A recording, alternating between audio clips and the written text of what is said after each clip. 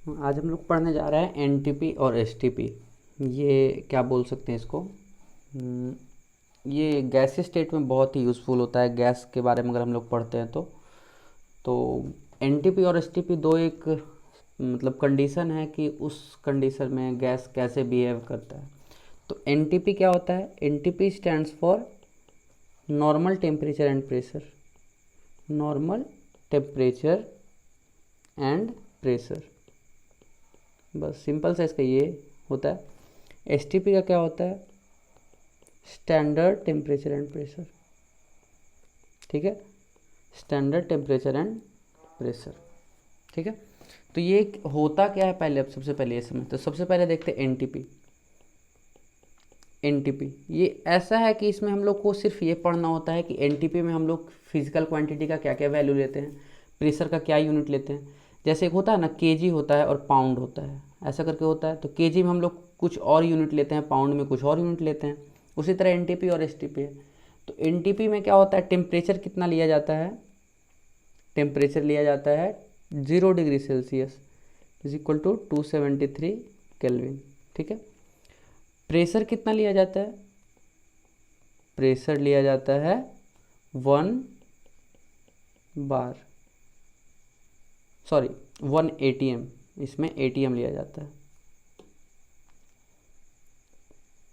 इसको कहते हैं एटमॉस्फेरिक प्रेशर। ठीक है, 1 ATM मीन्स एटमॉस्फेरिक प्रेशर। जो हमारा एटमॉस्फेयर हमारे ऊपर लगाता है वही प्रेशर को ATM कहा जाता है, 1 एटमॉस्फेरिक प्रेशर। अब बात करते हैं एसटीपी की। ठीक है, एसटीपी क्या होता है?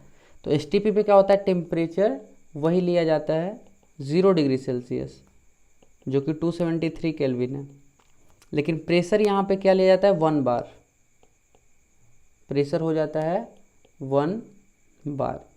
अब देखते हैं कि बार और एटीएम ये बहुत ज़्यादा अलग नहीं है, ये बहुत माइनर डिफरेंस होता है दोनों में, एटीएम और बार में। इसको कह सकते हैं एक एटीएम इज इक्वल टू लगभग 1 बार के बराबर ही होता है। मतलब ये दोनों बहुत ज़्यादा अलग नहीं है, एनटीपी और एसटीपी।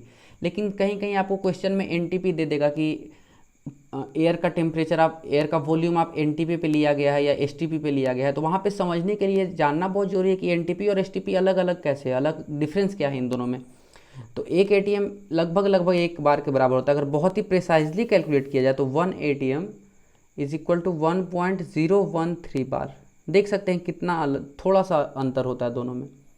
ठीक है ना, तो ये हो जाता है 1 एटीएम और 1 बार के बीच रिलेशन।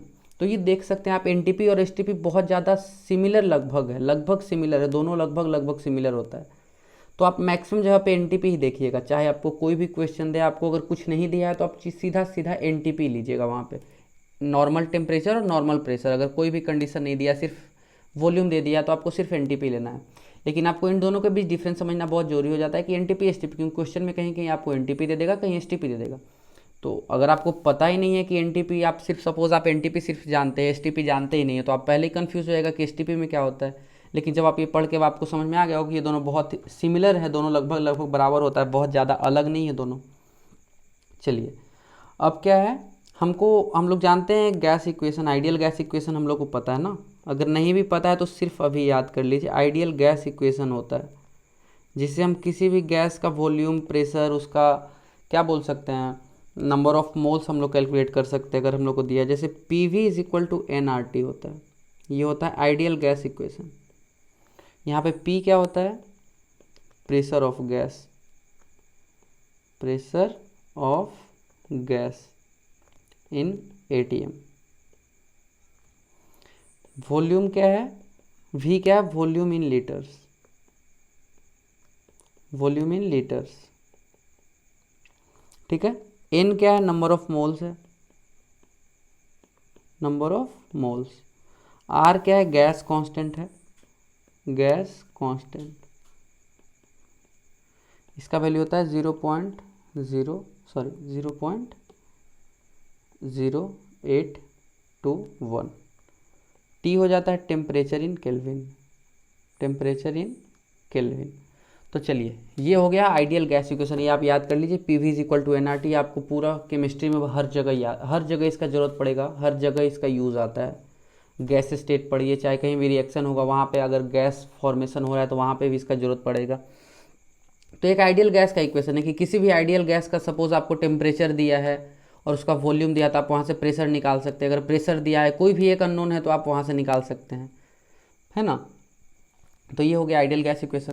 अब इसका एक एप्लीकेशन देख लेते हैं कि एनटीपी एसटीपी कैसे हम लोग को हेल्प करेगा। तो चलिए एक क्वेश्चन लेते हैं यहाँ पे। क्वेश्चन क्या है, कैलकुलेट वॉल्यूम ऑफ गैस,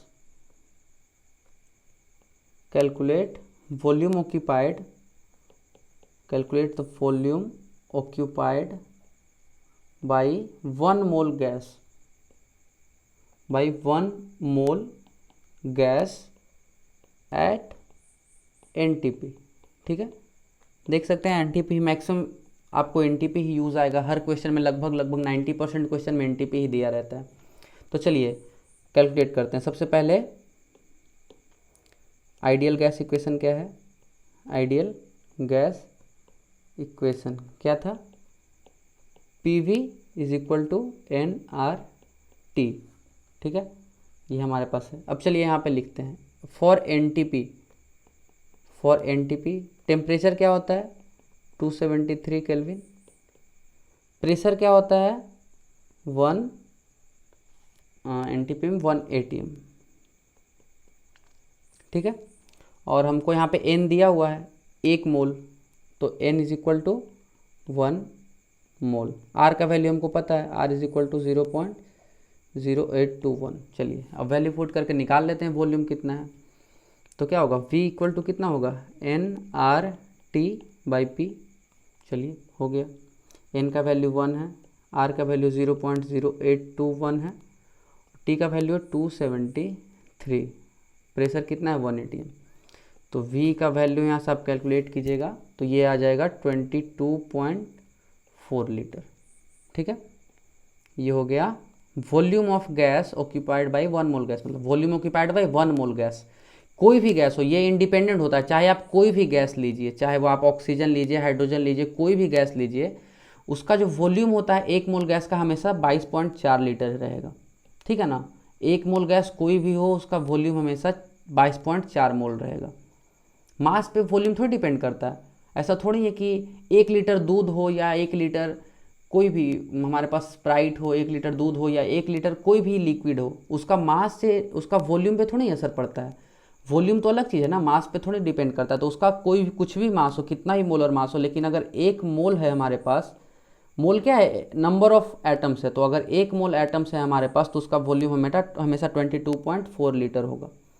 चलिए अब एक और क्वेश्चन कर लेते हैं, एसटीपी का कर लेते हैं। क्वेश्चन क्या है, सिमिलर क्वेश्चन है, find volume of gas at STP, find volume of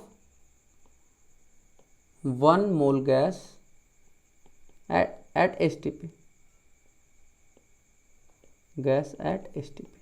simple है, कुछ भी इसमें भी अलग नहीं है, सिमिलर उसी की तरह है। चलिए सॉल्यूशन में देख लेते हैं क्या करना है।